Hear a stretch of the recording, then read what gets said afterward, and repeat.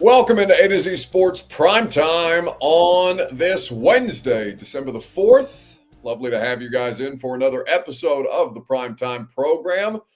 Today, a rare enough occasion that we talk about Treylon Burks, who is a former first-round pick, of course, of this franchise. But the development today that was offered by Brian Callahan is obviously not a positive one for Treylon Burks, but it does lead us to him being the latest in a long line of failed Titans experiments with this injury development today, or this injury update today. It sounds like that injury development took place several weeks ago at this point, and just nobody bothered to ask because Treylon Burks has been, unfortunately for him, largely irrelevant in the 3 seasons that he's been here. And I think this is the latest offering or the latest footnote in a larger story of Treylon Burks and how his professional career just really never got off the ground, at least here in Tennessee, where, of course, his professional career began. So we're going to talk about this Treylon Burks development. You're going to hear from Brian Callahan on it. We are also going to talk about the idea of him being on the roster at bare minimum moving forward beyond just being an ancillary piece or a reserve player. Many of you want him just outright released, and we're going to talk about that. We'll talk through that throughout the course of tonight's show. It is a Wednesday, so there will be a little rising and falling sprinkled in later on in the program, as is the custom. But as also is the custom, we need you guys to share this show on Facebook, YouTube, Twitter, and on Twitch, wherever you are spending your time with us, so that we can talk about this first-round pick, this failure to launch with Treylon Burks, and work our way through the level of emotion that particularly causes. We're happy to have you guys in. Always appreciate when you do share this broadcast, like I mentioned. If you're hanging out on Twitter, please retweet the show. It's in the bottom right-hand corner of your screen. If you're on Facebook Live, you can share. You can share now to public. That is in the bottom left-hand corner of your screen. YouTube and Twitch, please subscribe to the channel. Throw a like on the video while you're there. And even if you're so inclined, copy the link, text it to a friend, and invite them to come hang out with us on the Primetime program as we work our way through this Treylon Burks situation. In fact, I may just text this link to Ron Slay, given that he perpetually wears that Treylon Burks jersey. He has been an ardent Treylon Burks supporter, and unfortunately for both Treylon, for the Titans, not just both, but Treylon for the Titans and for Ron Slay, Treylon Burks' season will effectively come to an end, or has already come to an end. It's just been several weeks without us asking about it. So let's dive in together, and we'll talk about this, just how badly this has failed in a long line of John Robinson failures at the end of his tenure. Welcome into A to Z Sports Primetime from the Zen Sports Studios. I'm your host, Buck Rising. Hello. I'm proud, as always, to be presented to you by the wonderful people at Zen Sports. Download the app. Plug in the promo code ATOZTN. I'll tell you more how the Zen Sports folks will be able to send you to the big game for college football here in just a few weeks and months, almost, just a little less than a month from now. A great giveaway offer, plus $10,000 cash at Zen Sports with promo code ATOZTN. You can, of course, go to Two Rivers Ford for the South's most trusted Ford dealer. Go to Two Rivers Ford in Mount Juliet or online at tworiversford.com for more information. They will help put you in the driver's seat to make the car buying process fast, easy, and fun. And, of course, TrueMav Fitness, where the workouts are always fun. They are challenging, but they are fun, and exceeding your fitness goals. Meeting and then exceeding your fitness goals is always a great time. You can have a great time doing just that at TrueMavFitness.com. Treylon Burks. So this was just a kind of throw in earlier today in a press conference. So obviously Titans getting ready to take on the Jags. They just experienced this 42-17 or 42-19 rather. Let me not short them the 2 points. 42-19 ass kicking at the hand of the Washington Commanders, right? Sunday, that goes down the way that it does. People are left in shambles. Brian Callahan is being talked about as being a hot seat candidate by national media outlets, rightly so. It's 3-9. Everybody is on the hot seat at 3-9 except for the owner, because she owns the thing, and you can't put the ownership on the hot seat, even though she is ultimately culpable and responsible for what goes down with her franchise. You understand that everybody else is subject to the chopping block potentially at 3-9 at this point, which of course this franchise is. Not only that, but they have been humiliated, not on an outright regular basis, but on a frequent enough basis that would make you question outright their process, right? The things that they are doing in the building, the things that they are doing in their preparation, the process in which they put all those things together for a first-year coach, a first-year offensive coordinator, theoretically, in Brian Callahan and Nick Holtz, and a first-year defensive coordinator and special teams coach in Denard Wilson and Colt Anderson. We've seen varying degrees of success and quite more varying degrees of failure from all parties involved. But the thing that we looked at that was a part of the conversation around the coaching hire was, all right, offensive-minded head coach coming in here. How much better is he going to be able to make not just the offense itself, but the personnel as a result? The quarterback, the wide receivers, Bill Callahan, the offensive line, all these different discussion points that we had prior to the season beginning. And Treylon Burks was one of those players that we talked about saying, all right, is he salvageable? Is he salvageable? Treylon Burks, Dylan Radins, Nicholas Petit-Frere, Chig Okonkwo kind of in this category as well. Chig and McCreary seem to be the only two John Robinson draft picks left on the roster from that final stretch of 3 drafts that ultimately got John fired. Plus, obviously the connection with A.J. Brown. The A.J. Brown trade did contribute to John Robinson's tenure ending here. But it's basically Chig and McCreary who are the only last 3 drafts of John Robinson, or the only prideful points of the last 3 drafts of John Robinson. And even Chig you could put into question there for the varying degrees of impact that Chig Okonkwo has had on the offense since he has been drafted by the Tennessee Titans as a 4th-round pick, if I'm not mistaken. But Burks was a huge talking point. After the quarterback, honestly, the second part of that discussion was, okay, can they save Treylon Burks' career here? Or at least can they turn him into a functional NFL wide receiver? And a bunch of different things happened over the course of this season, including Treylon Burks missing time due to injury on the field.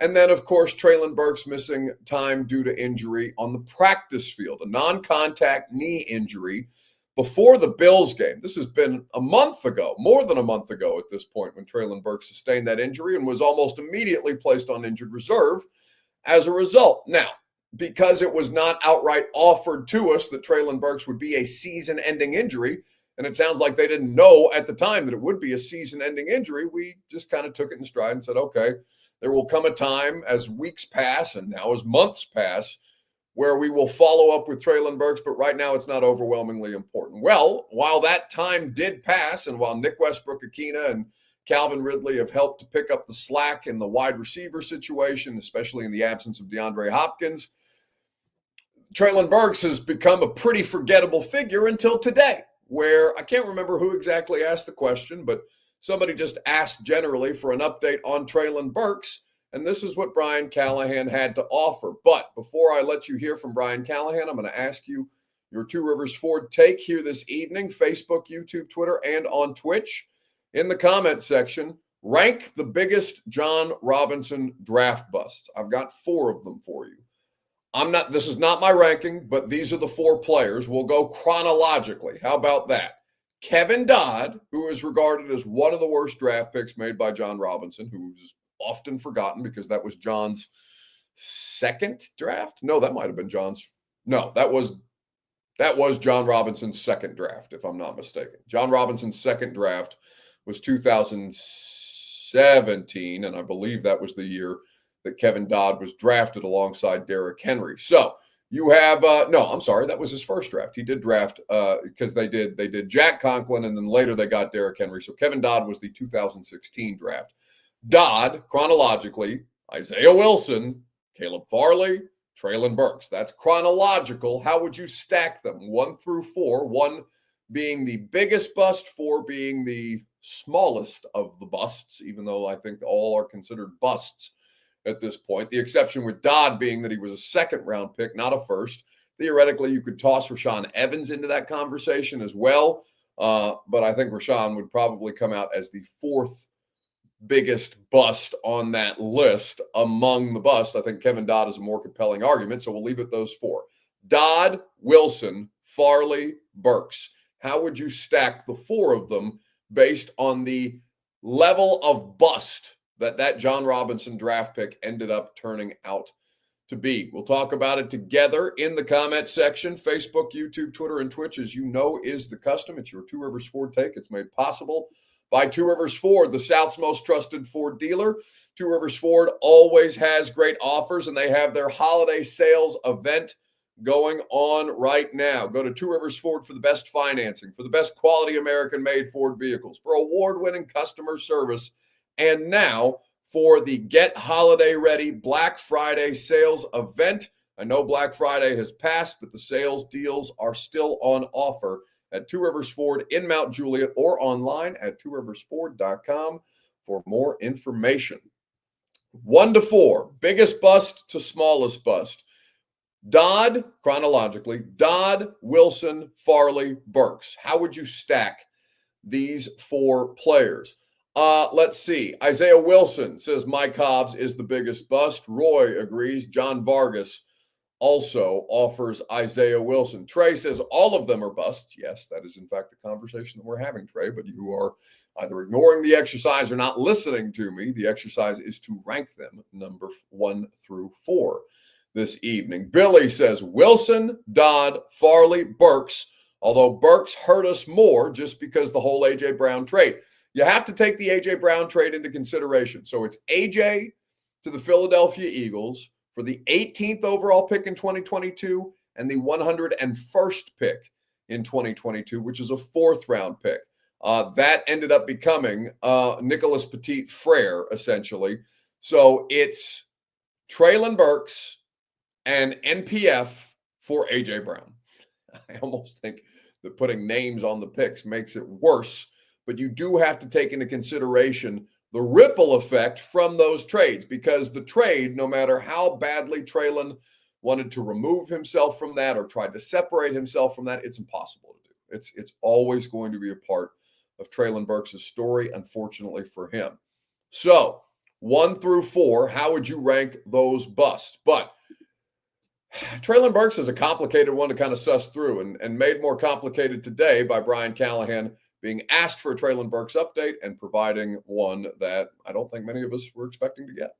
I should have mentioned this probably before, but he went on IR with an ACL injury initially. It was a loose ACL. It wasn't fully torn. And so they had to go to see some doctors and some specialists, and some weeks went by after he went on IR, but he eventually had to have ACL surgery. So he's out for the year, not coming back, obviously, with that surgery. So went to IR, had some tests and some further work done, and had to have the surgery. So. That was recent. So that is Brian Callahan talking about Treylon Burks, done for the year, right? Nobody had asked for an injury update. He'd apparently had this surgery weeks ago. If you didn't quite hear the audio, apparently there was a loose, like his ACL was loose, but not outright torn. Ultimately, after testing and evaluation, they determined that he did need to have that season-ending ACL repair surgery. So Treylon Burks gets shut down basically after contributing. I mean, he contributed next to nothing this season, which has been the storyline around Treylon Burks, right? That is the problem. He's neither available nor productive when he's out there on the field, and that is one of the biggest knocks against him. On the year, he had 4 catches for 34 yards. He appeared in 5 games this year, 4 catches for 34 yards. He still, on his career, has only 53 yards, 53 receptions for 699 yards and 1 receiving touchdowns in 3 NFL seasons as a professional athlete. He played in 5 this year. He started 2. His totals have continued to go down every year that he's been a professional football player. He had 54 targets, 33 receptions, 444 yards, and a touchdown in his rookie season. Last year, he had 30 targets, 16 receptions, 221 yards on the year, no touchdowns. This year, 8 targets, 4 receptions, 34 yards. Obviously, no receiving touchdowns. He technically does have 2 career touchdowns because he did recover a Derrick Henry fumble in the end zone for a touchdown. Oof, that's a tough one. I don't even know. I don't even know how to stack him there on level of bust, right? This player, including the AJ Brown stuff, because it's his lack of impact coupled with AJ's production since he left here that really, really smacks you in the face. And it's not just that, right? It's how unavailable that he's been, including this season. So let's just say that the season for the Tennessee Titans ends today, right? 13 games that they've played. We're heading into, well, I guess no, they've played 12 games. 12 games through week 13. They are heading into week 14 to play their 13th game. So 12 games on the NFL season so far, 17 last year, 17 the year prior. Do you know what percentage of offensive snaps? So 100% offensive snaps, right? What percentage would you guess that Treylon Burks has been available for throughout the course of his 3 NFL seasons here? What percentage would you guess has Treylon Burks, what percentage of the offensive snaps has Treylon Burks been able to play if the season ended today, right? Obviously, this percentage will go down because they'll play 5 more games, including this coming Sunday, against the Jacksonville Jags. So this percentage of offensive snaps that he did not play or that he did play is actually going to decrease because, of course, there will be more offensive snaps to be played in the next 5 weeks. The number, I bet most of you, many of you are going way low. John Parker says 15. Darren says 15. Many of you saying 5, 15, 10. It's not that low. It's 33%, right? But still, 33% is crazy. Crazy. 3 years into a player's career, not even the yardage total, not even the lack of receptions, not even the touchdowns that he has not been able to produce. 33%, just north of 33% of his offensive snaps, of the Titans' offensive snaps, has this player been available to play to date. It will look worse by the time this season ends because obviously he hasn't played an offensive snap. I mean, when the hell did Treylon Burks play his last offensive snap? Indianapolis, week 5? No, I guess that would have been after the bye. So week 6 is the last time that Treylon Burks had an offensive snap. He did play. He did play in that game. He obviously had the 1 catch for 10 yards. He was only targeted once, so he caught all his targets in that game, but he was only targeted once for 1 reception, 10 yards. And that was the extent of Treylon Burks' day and the injury he experienced in practice. It just says on YouTube, says no way he's played 33% of the snaps. Yeah, but 33 out of 100. And again, he's not producing in these 33 snaps because that's if you want to flesh it out, it's even more egregious that he's had 33% of the snaps and his production has still been that low. Again, it has gotten worse every season that he has been a professional athlete. Now, how many of the snaps has he produced on? Obviously, it's a much, much, much lower percentage. But for Treylon Burks to even have played, even when he's out there not producing, not getting targets, out there to run block or play special teams or whatever, that he's been capable of producing so little, even when he has been available, speaks to just what a disaster this has been. So to rank them, obviously Isaiah Wilson's the worst. Man, Caleb Farley didn't play here at all, hardly. I don't know how much more. Caleb Farley did play more than Dodd. So it'll go Wilson, Dodd. I'm going to say Farley because of how little he actually played. Treylon Burks did not play much more, but he did play more than Caleb Farley. But I almost want to stagger the Farley thing and flip-flop him and Burks because of the A.J. Brown thing. A.J. Brown has done so much. I mean, Philadelphia is a totally different offense with him in the lineup versus without. They haven't lost a game with A.J. Brown in the lineup, and obviously they were experiencing some level of struggles when he missed, I believe, 3 games this year dealing with a hamstring injury. And A.J. missed some time while he was here too, but there's no question that guy was a game-changing player, and John Robinson let his ego get in the way of the negotiations Obviously, A.J. Brown is not like the easiest person to deal with, but get over it. He's an incredible playmaker, and you have to, as an organization, figure it out to make it work. Also, Caleb Farley is on an active roster elsewhere. So his career, despite all the hardship, despite all the injuries, it is at least getting back to some level of on track, even if he doesn't end up being a star player or a starting corner, just ends up being a special teams guy. Caleb Farley is still trying to recoup his NFL career. Treylon Burks, man, I just don't know what you do with him, because the time that he's missed also impacts the development. It's like Levis. Levis has to stay available in order to play, in order to develop at an NFL level. Treylon Burks was never consistently in the lineup. Never consistently in the lineup. And the A.J. Brown trade started a domino. Well, no, it's really the Bengals loss started a domino effect as to what brought this franchise to, the gutter or the basement that it now currently exists in. And it was all just you ever read that it's not quite a children's series of books, because it was a little doom and gloom for outright kids to be reading. It's not like, Captain Underpants or anything like that, but a series of unfortunate events. Did any of you read the series of unfortunate events growing up? Maybe some of you are too old to have read that. Maybe some of you are too young to know what I'm talking about. Either way, that was a book series about a bunch of orphan kids that got taken in by their evil uncle, who was just after them to try and do them in to get their inheritance money that their very wealthy parents left behind for them. Treylon Burks, doesn't have an evil uncle that's trying to undermine his professional NFL career, but he is the definition of a series of unfortunate events. This man has dealt with multiple knee sprains in every year that he's been an NFL player. He's dealt with turf toe that's caused him to miss time. He's had 2 concussions, including getting his face smashed in essentially in Philadelphia in that A.J. Brown revenge game.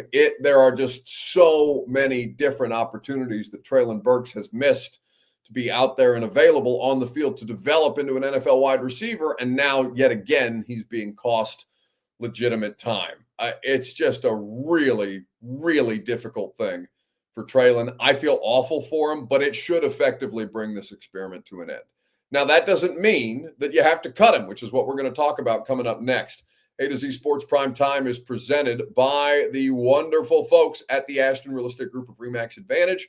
Go to GaryAshton.com. Get your dream address without the stress from the official real estate agent of the Nashville Predators, who need to get their stuff in gear. GaryAshton.com for you to get your real estate intel in gear. The best in the business is the Ashton team. So the Treylon Burks experiment should be over, right? Nick Westbrook-Ikhine not being in the lineup at the start of the year is a crime. It's a hard lesson among many hard lessons that the Titans coaching staff had to learn in 2024. It is probably something that they're going to live to regret. Nick Westbrook-Ikhine has now caught eight touchdowns in 8 games. Treylon Burks has 1 in 3 years as an NFL player. Nick hasn't been the most consistent player his entire career, but he is more consistent than just about anybody they've had on the roster, save DeAndre Hopkins last year. And you're still going to need to address the wide receiver room. NWI is a pending free agent. Obviously, D-Hop's not here anymore. Treylon Burks will be entering the last year of his NFL deal, assuming that you don't pick up the 5th-year option, which I would expect you to not pick up the 5th-year option. Treylon Burks is going to be on this roster in 2025. You don't cut him. And I'm going to explain to you why here in just a second, but I guess I'll ask you this question. Fair or foul? Treylon Burks is on the roster in 2025. On the roster. So through training camp, at the start of the season, Treylon Burks is on the active 53-man roster. We'll talk about it together in the comment section, Facebook, YouTube, Twitter, and Twitch. While you guys chime in that way, we'll discuss at length together. Let me know how you feel about the situation. For Treylon Burks, just give me an answer, fair or foul, as to the notion that he's on the roster in 2025. We'll discuss right after I remind you that the Primetime program is made possible by TrueMath Fitness in the Gulch. Go to TrueMathFitness.com. Your first workout free as a Middle Tennessee resident. No workout ever recycled or ever repeated. Just the best coaching staff, the best facility, and all conveniently located in downtown Nashville in the Gulch. TrueMathFitness.com for that first workout free. Fair or foul? Treylon Burks is on the roster in 2025. Major Keys says fair. John Vargas, foul, foul, foul, 3 times foul. Corey D. Jackson says fair. He's on the 53. Stephen King says foul. He'll be on our practice squad. Billy Sullivan says, I wouldn't want him anywhere near our wide receiver room. Hey, Treylon's not a bad actor. He's not a bad guy. I think he's works plenty hard enough. I just don't think he's very good. I think he's missed a bunch of time for him to be able to even have a chance to develop into a wide receiver, and availability is a huge part of that. But he's not like a downer. People like him well enough. He's just I don't want to call him simple, because that would indicate like almost a lack of intelligence. And I don't think that he's dumb. I just think that he's just a bit of a quiet country boy, and there's nothing wrong with that. He likes to hog hunt in Arkansas and the whole thing, right? Remember when you thought you got a killer? This guy kills hogs with nothing but a knife in his bare hands. That doesn't help you catch a football, or maintain proper knee health, or asthma conditioning, or all the other stuff that Treylon Burks has dealt with during his career here. But it's not like he's a bad person, right? So there's not a reason that you wouldn't want him anywhere near your wide receiver room, other than he would occupy a roster spot. Fair for Curtis, fair for Landon, fair for Brian Malone, fair for as long as he's a practice squad guy before they make the official 53. No, I'm talking about a 53-man roster spot. Fair or foul is the question. Jaime says Ran Carthon gets an F if he keeps him next season. Well, no, Ran Carthon wouldn't get an F if he keeps him next season. And I think it's completely fair that Treylon Burks is more likely than not to be on a 53-man roster, or 53-man roster. And here is exactly why. Treylon Burks does not have trade value. Now, you might say to me, well, if you can get a 7th-round pick from Malik Willis after how little he'd show, then you could get a 7th-round pick for Treylon Burks. All right, maybe it's a toss away. But I think most people are going to say the same thing that you guys are saying, which is, why would I give up a draft pick for a guy who most people think you are likely to cut? But I don't think that it's likely that Treylon Burks gets cut at all. You're going to address the wide receiver position through the draft. You damn well better address the wide receiver position also to fortify it in free agency, given Calvin Ridley's age and how kind of, hit or miss that experiment has been, even though there have been far more hits in the last couple of weeks than there have been misses. But let me tell you this about Treylon Burks' contract. According to Over the Cap, the situation for Treylon Burks and his rookie deal is this. Treylon Burks is guaranteed $4.5 million next year. His cap hit is a guaranteed number of $4.57 million next year. His rookie contract is guaranteed. His $2.66 million guaranteed salary is on the books. His prorated signing bonus that he gets as a rookie, as all rookies get, is $1.9 million. He does not have a roster bonus to account for this year. The total value of his 4-year rookie contract, of course, without the 5th-year option, is 4 years, $7.63 million on that rookie contract. And this upcoming season would be his highest cap hit. But you save zero money. Now, he doesn't cost you anything outright. There is no dead cap money or dead cap associated with cutting Treylon Burks, other than the $4.57 million that would be associated with it. There is zero cap savings to be had, either pre-June 1st or post-June 1st. Either way, if you cut Treylon Burks, it costs you that cap number of $4.572 and change $1 million. It makes 0 sense to eat $4.5 million just to cut Treylon Burks. He can play special teams. He can do other things on special teams. He can be a gunner. He has some return ability. You're looking for a punt returner. Perhaps Treylon Burks can make some hay there, a kickoff returner, even a Cordero Patterson type of role. I don't think he's going to be a running back in his career, but Treylon Burks still has athletic gifts that he brings to the table. And also, wide receiver depth is at a premium, and if he's not playing, then he can't get hurt, right? I mean, I know he got hurt in practice. It was a non-contact knee injury, and maybe he's just got bad knees because he's had knee sprains basically every year. I mean, he has had knee sprains every year that he's played, but you don't just eat $4.5 million on Treylon Burks' salary to cut him outright. Now, post June 1, if you look at over the cap, it also says that you do not have any cap savings from cutting Treylon Burks at this point. But Bert is pointing out to me in our live stream chat here, if he is a post June 1 cut, it is actually $2.4 million in savings, but that wouldn't help him for free, wouldn't help the Titans for free agency. Over the cap is not telling me that, so I'm not sure where Bert got that, but Spot Track. You're looking at Spot Track? Yeah, so if you go to Spot Tracks, you'll see the little scissors on the side. And so I was confused about that, why at the end of his deal he wouldn't provide any savings at all. And some kind there's a little description or discrep between the two. So I went to check. So that's something that we would have to look at further. One saying there is a saving, another one saying there isn't. I still don't think it's worth it, right? To save, $2.5 million. What's $2.5 million? That's a drop in the pan. Like, they already have enough money to fulfill their needs. You know what I mean? That would do nothing for them. That's a dice roll. I would rather take that dice roll on saving half your money back, that he's a competent number 4 receiver, that he catches 20 balls and a touchdown. I would rather him do that than save 2.4 in June after free agency. That is nothing for you. Stephen King says, Bert doing his job. What a show this has become. Yeah, every once in a while. We both bring our, well, I don't know if it's our A game, but it's at least our B+ game. Yeah, for sure. It's like an NBA on a Wednesday. You know what I mean? I'm trying to hit my shots. I'm trying to get some assists. Nobody's watching the NBA on the Wednesday because the ACC-SEC challenge is going on right now. So we're all watching. Dude, and the SEC stomped the shit out of the ACC. Yeah, but tonight are the good games. Bama is rolling. Well, the SEC is again rolling the ACC. Bama is smoking UNC right now at this point. Do not think that this is inconsequential. This is not just a friendly head-to-head between competitions. I promise you the ACC Commissioner Jim Phillips is watching this. I promise you all the people at every ACC school that's a donor, that's going into any part of this, is watching this. I'll get as close as I can. No, do not put your nipples on the screen. Get off the screen. I think that's the line. You're right. Sorry about that. We'll be very professional from here on out. Anyway, the ACC, they are not going to take this dog walking lightly.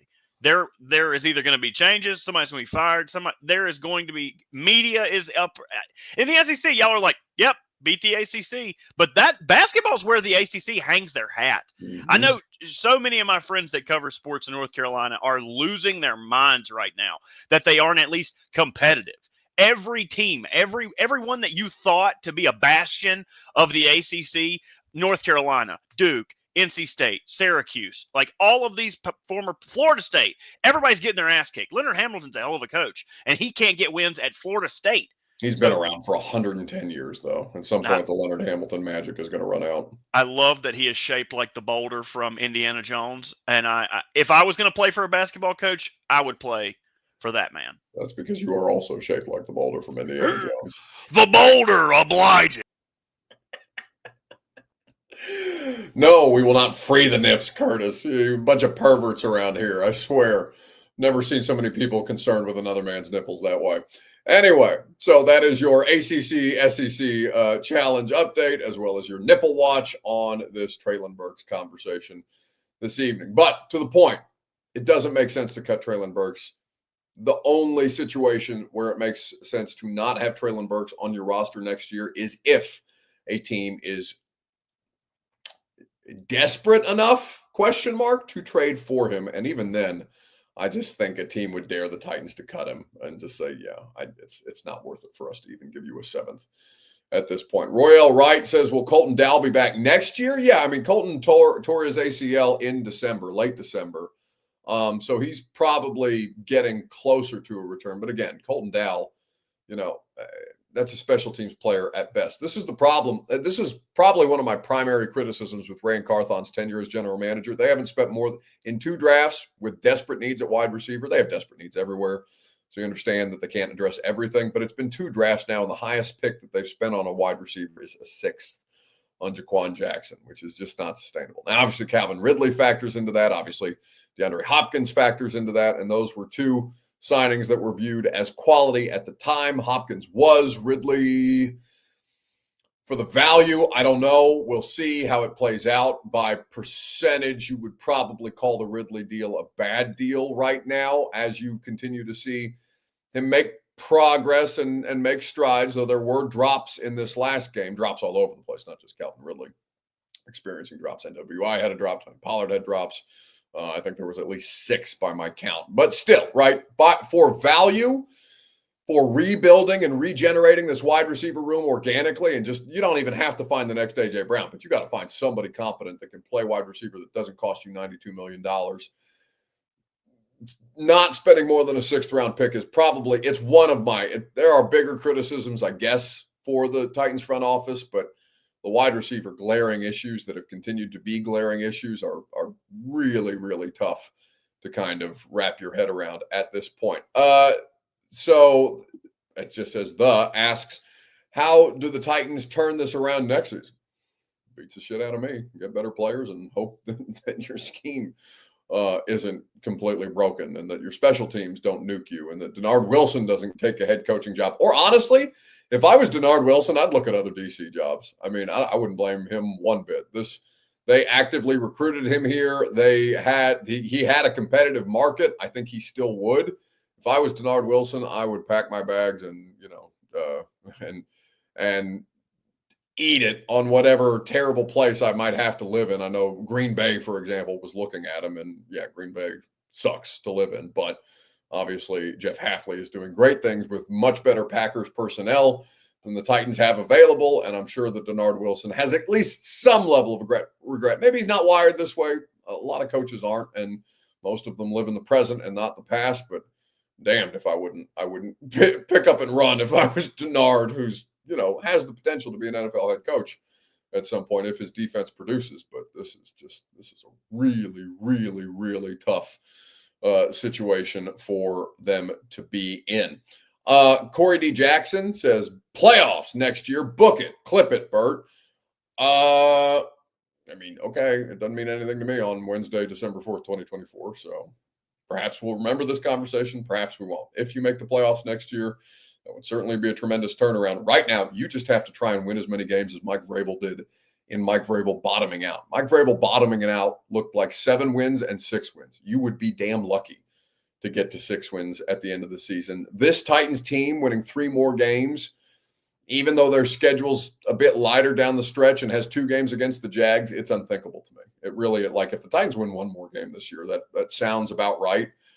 Which would be the first time in franchise history. If they say they finish, with 5 wins or less than that, they finish with 5 or less wins, it will be the first time since the franchise was founded in 1959. So this is going back Houston Oilers levels, right? 1959.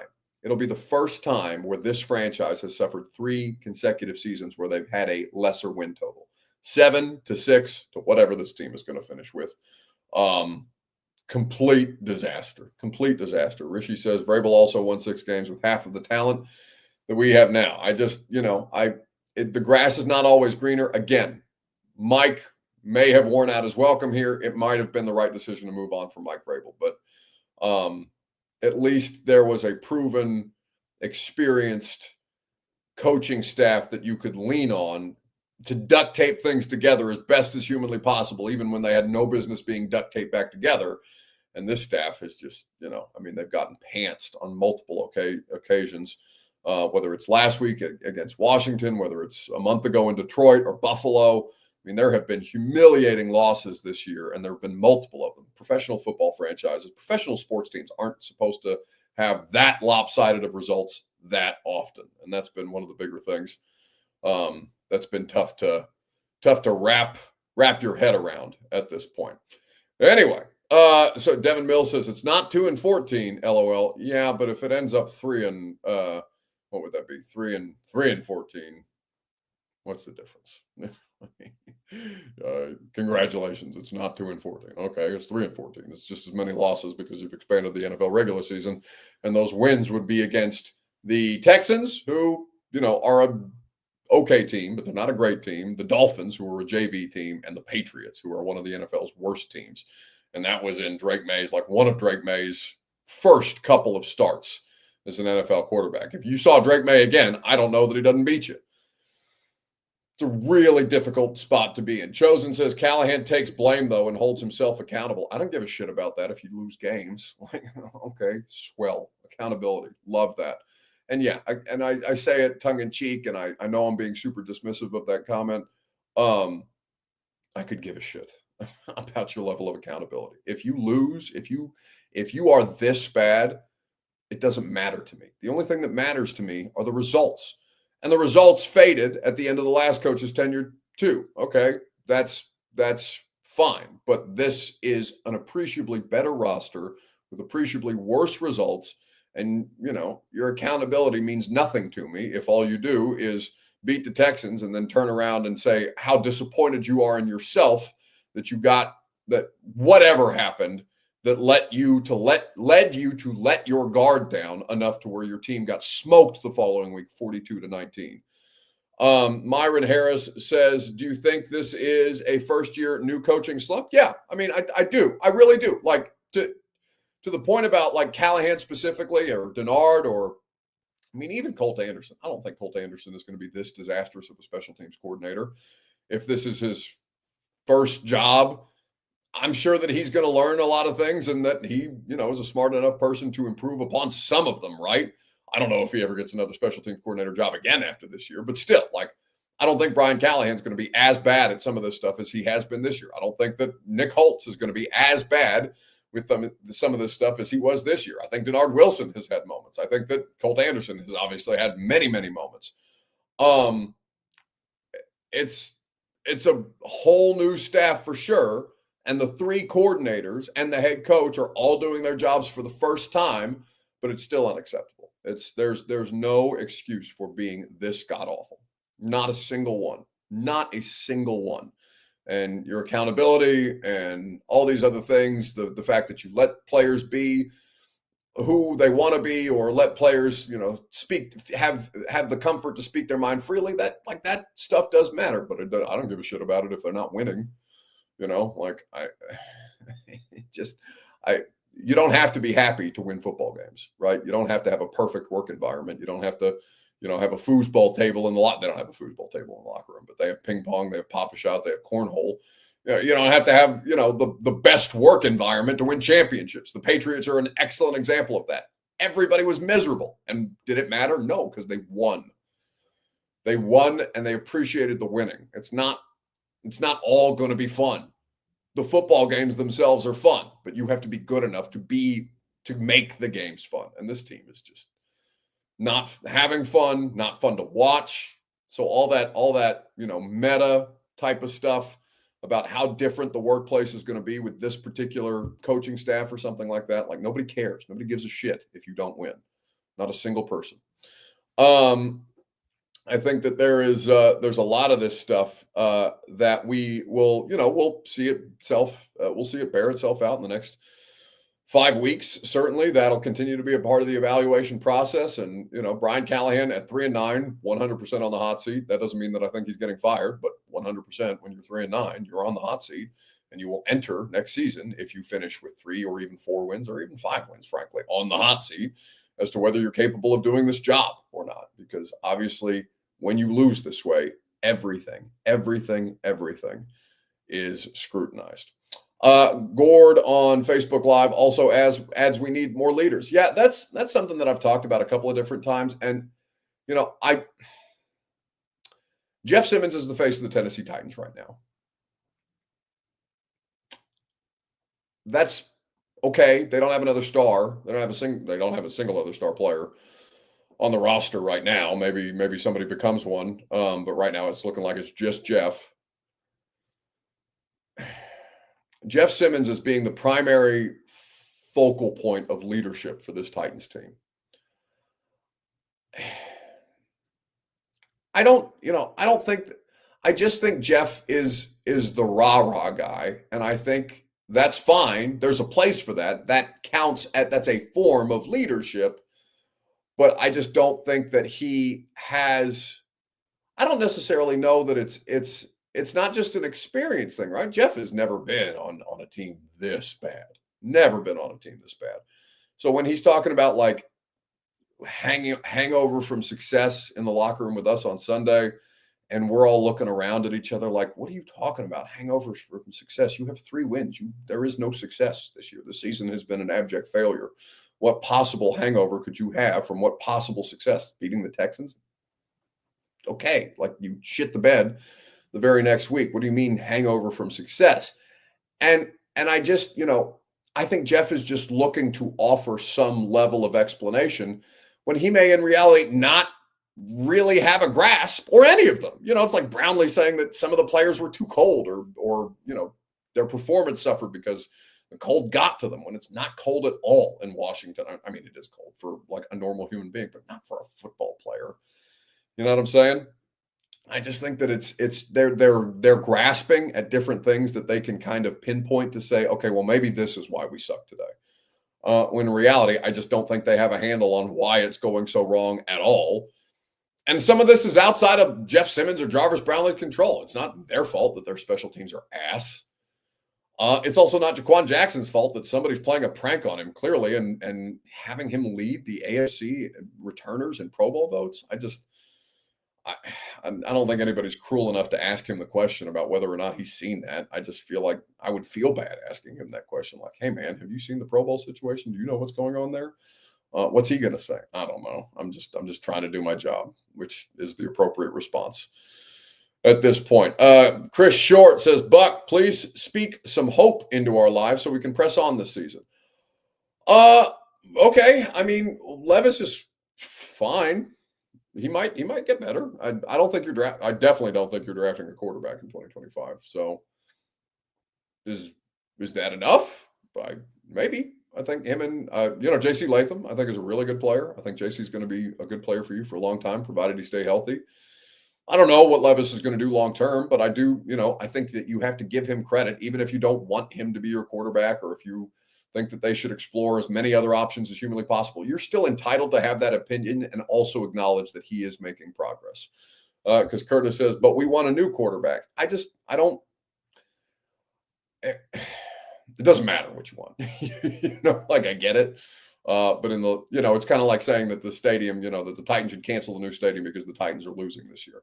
Well, the new stadium isn't really, it is for the Titans owner, but it's not really for Titans fans, right? It's for all the other people who are going to come to Nashville because they're trying to make it an international destination for international scale events, and they need a new stadium to do that because you can't host the kind of events that they want to host in that concrete dump that is probably the only NFL stadium to finish under budget in the history of NFL stadiums, which, is a bragging point to some extent, except, now when you want to take the profile of your, well, one, raise your finances the way that Amy Adams Strunk is doing. And two, offer something to the city that is of consequence, that will bring the kind of revenue that the city expects the stadium to bring. But, it doesn't matter what I want, doesn't matter what you want. It just matters what their evaluation is. And right now their evaluation is, we'll see. That's kind of where you're at with this, at this point.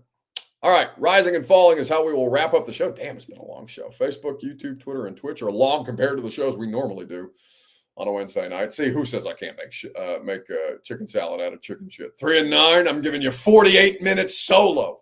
After I've done 3 hours of radio already today and gone to practice. I deserve a medal. 3 and 9, 48 minutes. You're crazy.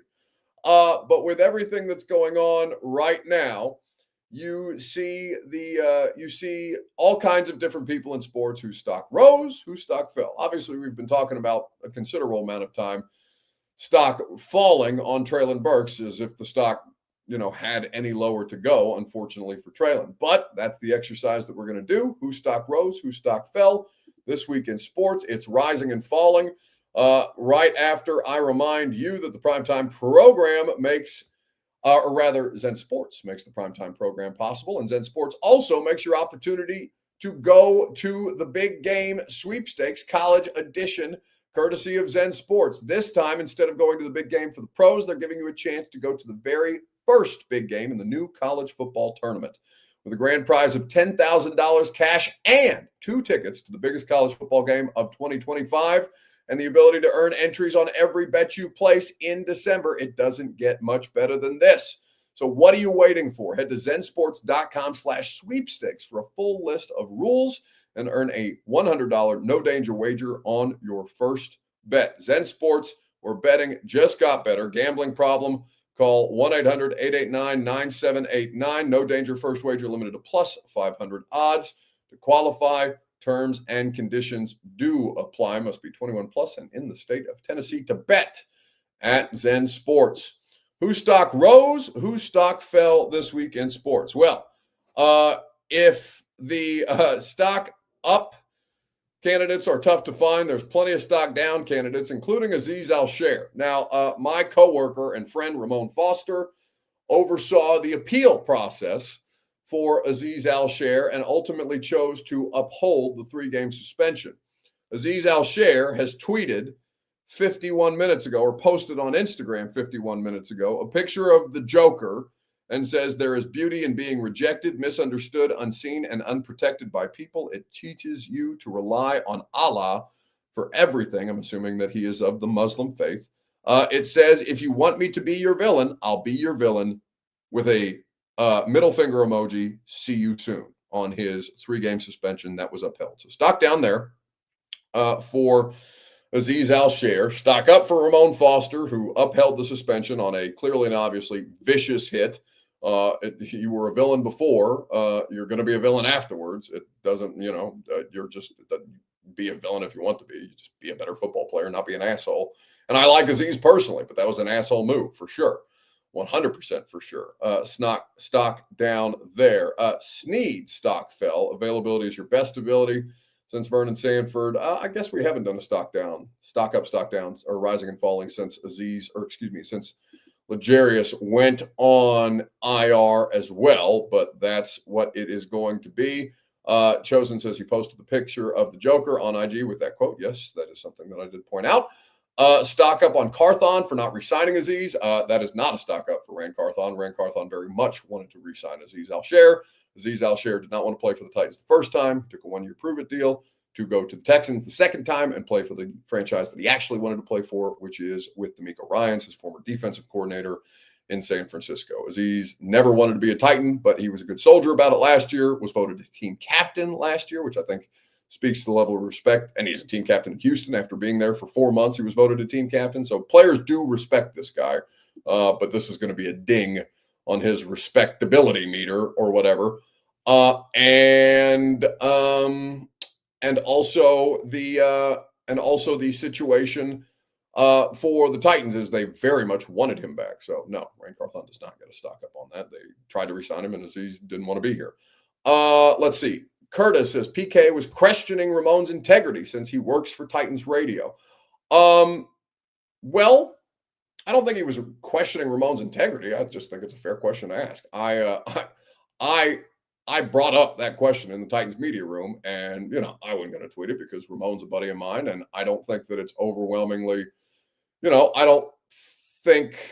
know how PK phrased it exactly, but PK told me he was going to tweet it. But it was, that's the thought that came into my mind. Ramon's a Titans employee. It's kind of an interesting spot to put him in a position to be deciding a suspension on a divisional opponent's player. I think it's completely fair to put that question out there. That's not a question on the integrity of Ramon Foster. It's a question of the integrity of the system that put Ramon in a position to make that decision. And Ramon, I'm sure would be completely fine with that level of it. Now, PK, can also be an asshole sometimes, and I'm sure that he did not phrase it in a way that was kind or polite or not directly. I don't know.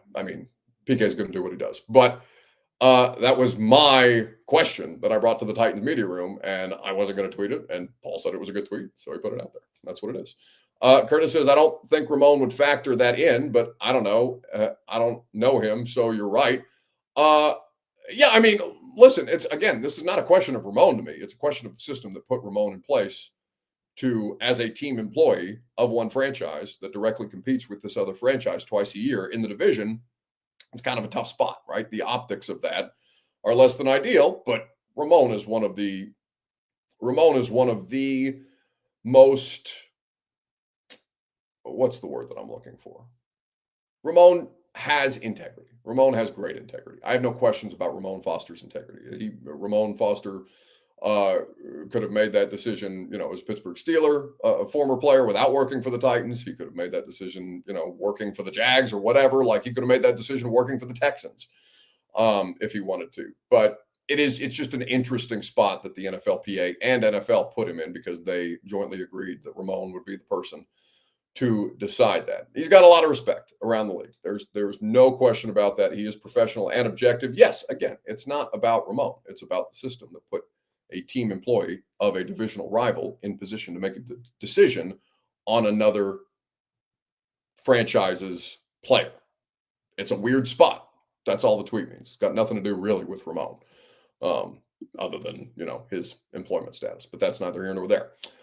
So a lot of stock down candidates this week. Do I have a stock up? Do I have a single stock up to pull from? Maybe it's Aaron Rodgers. Stock up Aaron Rodgers?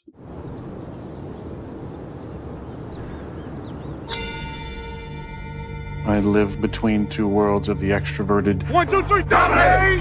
and an introverted lover of silence. And I'm trying to beat back Father Time and the expectations. And he didn't either. That's a trailer for Aaron Rodgers' upcoming Netflix special. He is also, I believe, are the Jets a 3-win team or a 4-win team at this point in time? They might be a 3-win team as well. They are pretty wretched. So Aaron Rodgers not having defeated Father Time, not being able to defeat the curse of the New York Jets, his coach fired, his general manager fired, and several reports of which he is disputed, but several reports saying that he is not interested in going out with the Jets the way that it appears that he will be going out with the Jets, because the Jets have a million different problems. Curtis says, so he's admitting to doing drugs? I mean, Putty, like, are you pearl clutching because somebody in today's society is utilizing mind-altering substances, probably in places where they're legal? I mean, you could go to, I don't know if it's a majority yet of the United States, to just go to a dispensary and pick up a packet of edibles. Is that admitting to doing drugs? Oh my God, he's doing drugs. I mean, it's not like he's out here shooting up heroin on Netflix cameras. That's so. You hadn't seen it yet. You have not seen it yet. You don't know that. It's reasonable. I'm going to assume that Netflix did not put him on camera shooting up with heroin needles. Free the drugs. Some drugs, free some drugs, but not here in Tennessee. Tennessee, we have no interest in even hemp. So it seems that they're rolling back that policy, which is nonsense, but that's why I appreciate road trips where it's legal. Anyway, that's going to do it for us tonight on the Primetime program. We appreciate your participation as always. Radio show tomorrow. Nick Folk is on the radio show tomorrow. He has had an excellent year. He's one of the few lone bright spots of the Titans football team this year. So we're going to talk to Nick Folk about his long and storied career. We're probably going to end up talking more college football with Nick Folk because he went to Texas. And Texas obviously heavily featured in the college football playoff. So we'll look forward to that. We're also going to have Ryan, not Brian Callahan, on the radio show tomorrow to update us on the National Signing Day cycle, and we'll see what happens with this giant offensive tackle commit that the University of Tennessee is desperately trying to land, David Sanders Jr., who right now sounds like it's between Tennessee and Ohio State. We'll see. That's going to be an interesting discussion, I'm certain. And I don't know if he'll sign while we're on the air, but there's a high percentage chance that he will, whether it's with Tennessee or somewhere else. Have a great rest of your evening. See you tomorrow morning at 10 a.m. on 104.5 The Zone. Acapella. Here we go. What's my name again? Jonathan Davis. Can you introduce me as if I was like at on Bonnaroo? Saturday Night Live? Yeah. Like it's Saturday Night No, Live. it's Bonnaroo week. Let's do it like he's the headliner. He's headlining Saturday night at Bonnaroo. Ladies and gentlemen, Jonathan Davis. Sometimes I cannot take this place. Sometimes it's my life I can taste. Sometimes I cannot feel my face. You'll never see me fall from grace. Something